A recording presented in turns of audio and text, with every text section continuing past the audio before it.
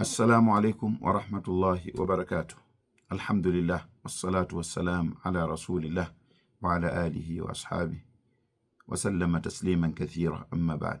Respected brothers and sisters in Islam, or anyone who is listening to this, we introduced a series of topic about such things or things that should be avoided by married people within their marriage. And this is because there are a lot of divorce cases in our communities, even in Muslim community.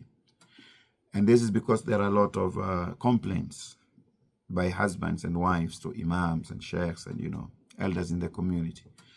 So then I thought it wise, by the help of Allah subhanahu wa ta'ala, to share some points from Quran and Sunnah that may be helpful if followed, that will definitely be helpful if followed by either one of the two or both.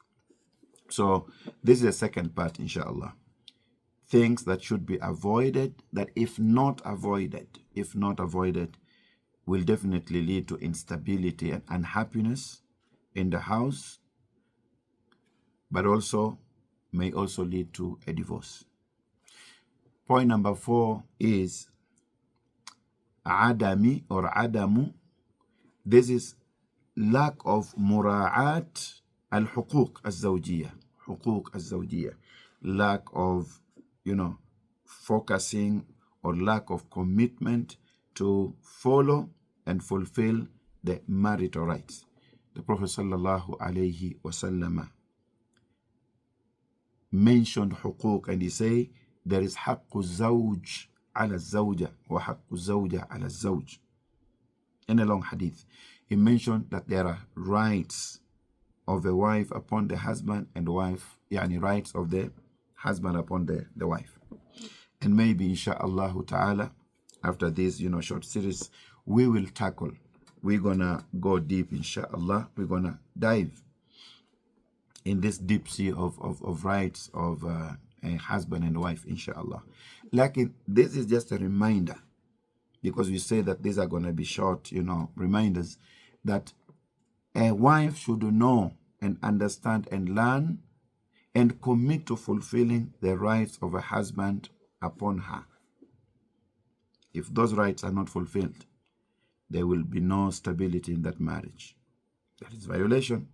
But also a husband, when you ask for somebody's daughter's hand in marriage, you must have started learning what are her rights upon you, because the Prophet sallallahu alaihi wasallam detailed, he mentioned all those rights. The rights are mentioned in Quran, but also the rights are mentioned in Sunnah of the Prophet sallallahu alaihi wasallam, and we could see that in the life of Rasul sallallahu alaihi wasallam as qudwa and uswa, and also in the life of Sahaba radiyallahu anhum.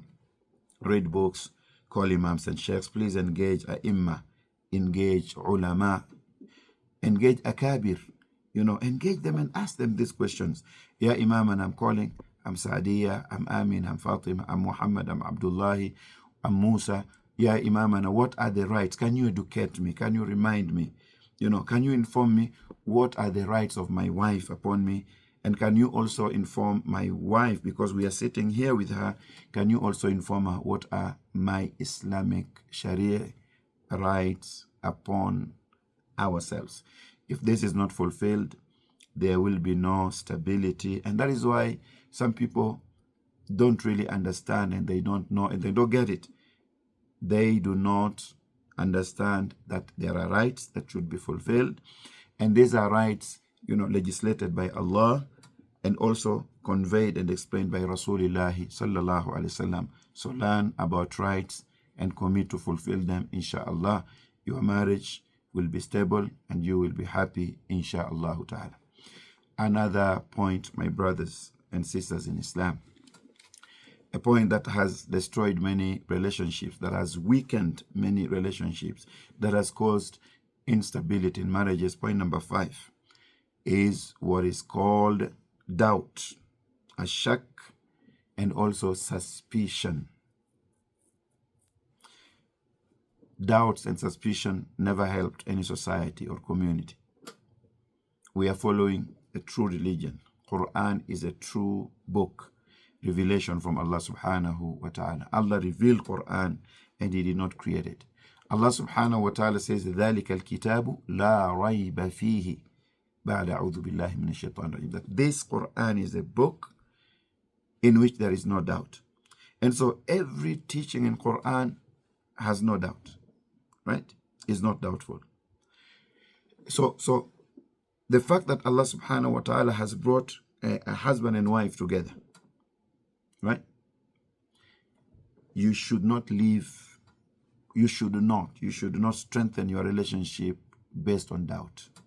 And you should not be suspicious of one another.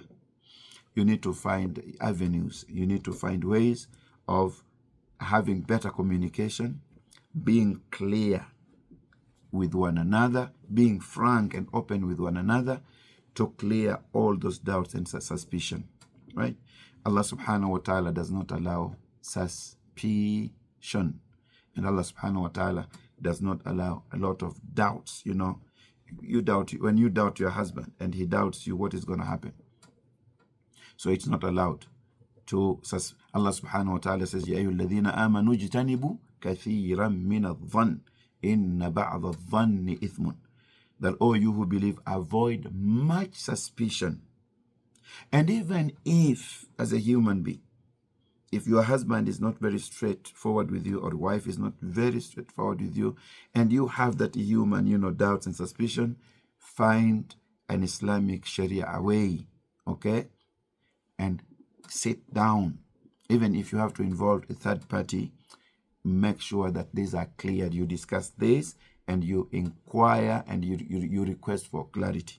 But whenever doubts and suspicion last amongst you, whenever doubts and suspicion exist between you, and that is your lifestyle, then you tell me, how are you gonna be happy? How are you gonna be stable? How is that marriage gonna be strong? How is that relationship gonna be healthy and strong? And so there are a lot of doubts and suspicion amongst men and women because of maybe lies that they tell one another, a lack of being open with your wife or your husband. That also should be avoided, and Allah subhanahu wa ta'ala will definitely bestow stability and harmony and understanding between you. Point number 6 is what is called excessive individualism. Excessive individualism or selfishness in marriage. Brother and sister, when you got married, what were you marrying? You did not marry yourself, which means that you came to give in some, and your husband or a wife also came to give in some. You are marrying your thoughts, you are marrying, you are marrying. And it's unfortunately, as a famous saying in America, that either my way or the highway. This is not very, very right. A husband and wife agreed from the beginning. That is why you signed the contract, right? You agreed. Somebody requested and the other one accepted. Somebody was offered to someone and he accepted. You agreed on mahar. Yes or not?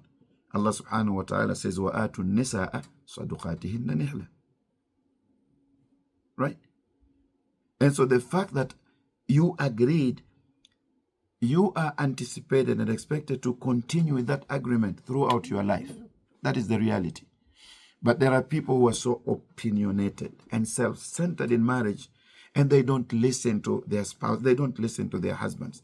We have men who believe that that qawwama is given to me, and I'm dictating and I'm doing this and this, and my wife cannot tell me anything, cannot advise me.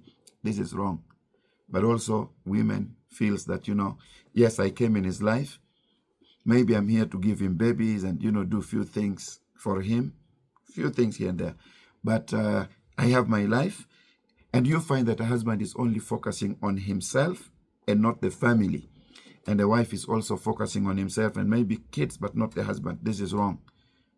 Individualism did not help that much. Yes, you have certain amount of being you. Lakin this is marriage. It has to be both of you and all of you. It has to be a family affair and not only you, she, or him. And so may Allah subhanahu wa ta'ala help husbands, okay, who are selfish and wives who are selfish to come back and talk about, promote what is the concept of family in marriage and not individualism. Barakallahu fikum. Assalamu alaikum wa rahmatullahi wa barakatuh.